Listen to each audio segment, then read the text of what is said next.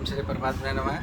मैं प्रोफेसर हृदय अवस्थी अपने परम पूज्य गुरु जी प्रोफेसर पंडित भगवत शरण शुक्ल जी, जो वेद मूर्ति, तपोनिष्ठ, गीता, उपनिषद और पुराण और दर्शन शास्त्र के विशेषज्ञ हैं, के साथ में आप सभी का Awasthi Ayurveda anatomy yoga and spirituality channel पर हार्दिक स्वागत करता हूँ। गुरु जी सांख्य तत्व कौमुदी के ऊपर प्रवचन कर रहे हैं, सरल भाषा में समझा रहे हैं। दूसरी कारिका है जिसमें हिंसा की जाए या न की जाए और कब उपयोगी है कब अनुपयोगी है, विरोधाभास होते हुए भी क्यों उपयोगी है, कि चर्चा कर रहे हैं। इस तरीके से जटिल जो व्याख्या है उसको सरलतम रूप से और शास्त्रीय तरीके से समझा रहे हैं। तो चलिए उसको समझने के लिए चलते हैं गुरु जी की ओर। नमोस्तुनन्ताय सहस्रमूर्तये सहस्रपादाक्षि शिरोरुबाहवे सहस्रनाम्ने पुरुषाय शाश्वते सहस्रकोटियुगधारिणे नमः। कृष्णाय वासुदेवाय हरये परमात्मने प्रणतक्लेशनाशाय गोविंदाय नमः। इस चैनल से संबद्ध सभी विद्वद्गण, सभी जिज्ञासु छात्रवृंद, सहृदय सज्जनवृंद एवं इस चैनल के संस्थापक तथा प्रबंधक आचार्य हरिहृदय अवस्थी जी, आप सभी का सांख्य शास्त्र के विचार श्रृंखला में स्वागत है। संप्रति हम लोग द्वितीय कारिका पर विचार कर रहे हैं, जो दृष्टवदानुश्रविका सहज विशुद्धि क्षयातिशय युक्तः तद्विपरीत श्रेयान् व्यक्ता व्यक्त विज्ञान। इसमें दृष्टवदानुश्रविका इसका व्याख्यान होगा और अविशुद्धि इसका व्याख्यान होगा। अब आज जो विचार चल रहा है वह क्षयातिशय युक्त, इस पर पहले विचार होगा। संघ तत्वकार आचार्य वाचस्पति मिश्र इस पर बड़ा सुंदर विचार दे रहे हैं। तो कहते हैं क्षयातिशयौ च फलगतौ अपि उपाये उपचरितौ। अब यहाँ पर वस्तुतः क्षय और अतिशय, क्षय का मतलब उसका नष्ट होना, अतिशय का मतलब है न्यूनाधिक्य होना। तो ये यागादि कर्मों में जो क्षयित्व और न्यूनाधिक्य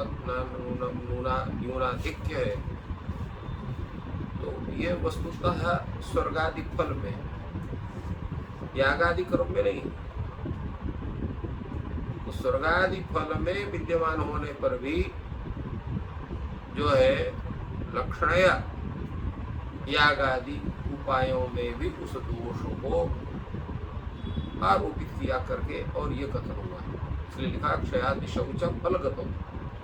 फलगतौ यागादि फलगतौ। यागादि फल क्या है? स्वर्गादि फल, स्वर्गादि प्राप्ति।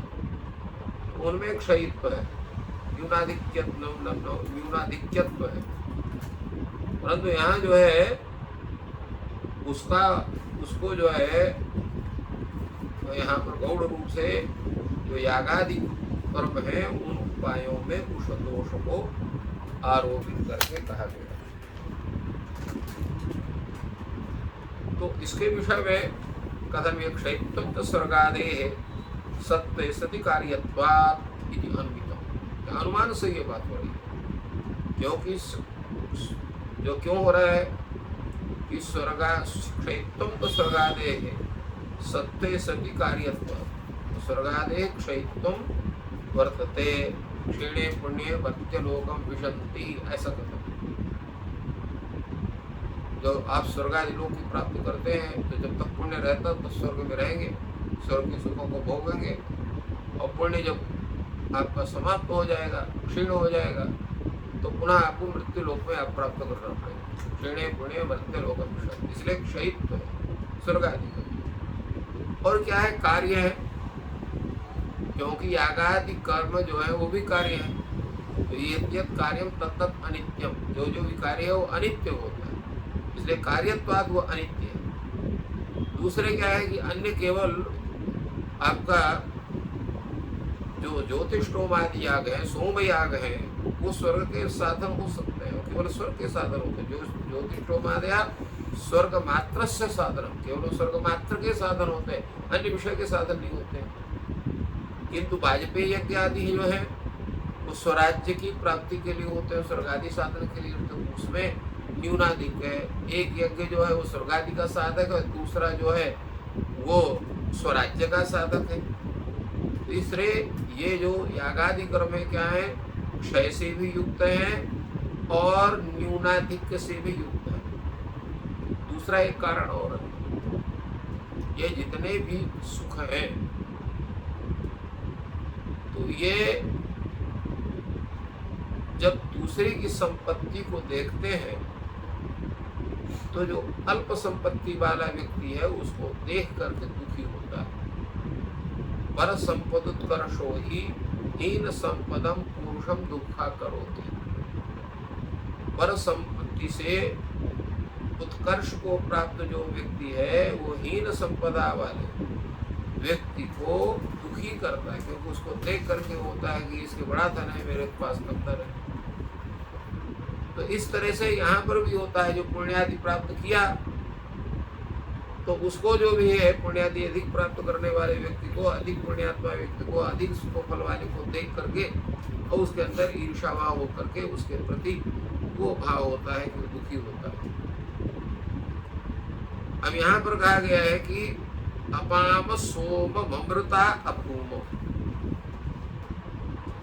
हम लोग सोम पीकर अमर हो गए। तो इस वाक्य में जो अमृतत्व का कथन है, अमृतत्वाभिधान इति च अमृतत्वाभिधानम चिरस्थे मानम उपलक्ष्य, तो वो जो अमृतत्व का कथन उसका तात्पर्य क्या है, तो वो वस्तुतः अमृतत्व जो है चिरस्थे मानव उपलक्ष्य किया था, चिरस्थायित्व को कहता है। जैसा कि अन्यत्र भी कहा गया, अभूत सांप्रमं स्थानम अमृतत्वम ही भाष्यते, उसका अर्थ किया कि जैसे कहीं अन्यत्र जो है जब जो पंचभूत है तो पंचभूतों में जब प्रलय की स्थिति आती है तो व्यक्ति क्या करता है, सुरक्षित स्थान में भागता है। तो आभूत संप्लव अर्थात भूतों के प्रलय काल आने पर उसमें रहने वाला जो व्यक्ति है क्या करता है, जिस स्थान को सुरक्षित स्थान को भी अमृतत्व कहता है, उसको स्थान को अमृत कहता है। इस तरह से अमृतत्व का मतलब जो है यहाँ पर जो है स्थान विशेष को भी कह दिया गया, स्थानम अमृतत्व में, जैसे आभूत संप्लव स्थान अमृतत्व भाष्य। और इसमें केवल इन्हीं का कथन नहीं है, आभूत संप्लव स्थान अमृतत्व में भाष्यते, ये जो कथन है विष्णु पुराण का है। और इसमें जो है श्रुति भी कहती है, वेद भी कहता है, न कर्मणा न प्रजया धनेन त्यागे नैके मृतत्वमानशुः परेणनाकं निहितं गुहायां विभ्राजते यद्यतयो विशन्ति। इसका तात्पर्य क्या है कि जो अमृतत्व है, मोक्ष है, उसकी प्राप्ति किसी भी कर्म से नहीं हो सकती, याग आदि कर्म से भी नहीं हो सकती। न प्रजया, न तो संतान उत्पत्ति से हो सकती, न धने न, और धन से भी नहीं होते। आप धन से उसको नहीं खरीद सकते हो, तो कैसे होगा, तो त्यागेन एके अमृतत्व मानसो, जो त्यागी पुरुष है, विद्वान है, सन्यासी है, तपस्वी है, तो त्यागेन अमृतत्वम आशु। त्याग, त्याग का अर्थ क्या होता है, त्याग का अर्थ होता है संन्यास, सभी कुछ छोड़ करके भगवत तत्व में अपने को समर्पित करना। तो ऐसे व्यक्ति जो है अमृतत्व को, मोक्ष को प्राप्त करते हैं। त्यागे एके त्यागेन अमृतत्वम आनशु। आगे भी इसको कहा गया, परेण नाकम निहितम गुहायाम विभ्राजते यत्यतयो विशन्ति। ये मोक्ष है, ये स्वर्ग से ही उत्कृष्ट है। नाकम परेण, नाक माने स्वर्ग, उससे पर माने उत्कृष्ट है। पर नाकम परेण स्थितम, नाक से जो है, नाक अर्थात जो आपका स्वर्ग है उससे भी उत्कृष्ट स्थल में वो विद्यमान है। और कैसा है, तो निहितम गुहायाम, बुद्धि रूपी गुफा में वो छिपा हुआ है और वहीं पर वो प्रकाशित होता है। जब गुरु कृपा होती है तो गुरु कृपा से वह प्रकाशित होता है। और फिर क्या करता है कि उसी ज्ञान के जब प्रकाशित होने पर जो है उसमें यति जो लोग हैं, सन्यासी हैं, तपस्वी हैं, उसमें लीन हो जाते, उसी ज्ञान से परम परमात्मा के स्वरूप में लीन हो जाते हैं, अर्थात उस अमरत्व को प्राप्त करते हैं। तथा परे ऋषया ये मनीषिणा परम कर्मभ्यः अमृतत्वम आनशु, ऐसा भी कथन है। जो श्रेष्ठ ऋषिगण है, परे ऋषिणा, और वो कैसे हैं, ये मनीषिणा जो अत्यंत बुद्धिमान, वे लोग कर्मभ्यः परम अमृतत्वम आनशु, कर्म से परे माने कर्म से उत्कृष्ट, वैदिक आदि कर्म से उत्कृष्ट अमृतत्वम आनशु, अर्थात उस मोक्ष को प्राप्त करते हैं, अमृतत्व को प्राप्त करते हैं। तो इसलिए इतने जो वेदों के जो कथन है, वेदों के मंत्र हैं, उनके कथन से ज्ञात होता है कि अमृतत्व अर्थात मोक्ष अर्थात तत्व ज्ञान ये सर्वश्रेष्ठ है। उसकी अपेक्षा जो यागादि कर्म से स्वर्ग आदि फल की प्राप्ति रूप में जो उपाय है वह जो है वो श्रेष्ठ है। ऐसा समझ करके ही हमारे आचार्य सांख्य कारिका के रचनाकार आचार्य ईश्वर कृष्ण को कहते हैं कि तद विपरीत श्रेया, ये जो है जो भी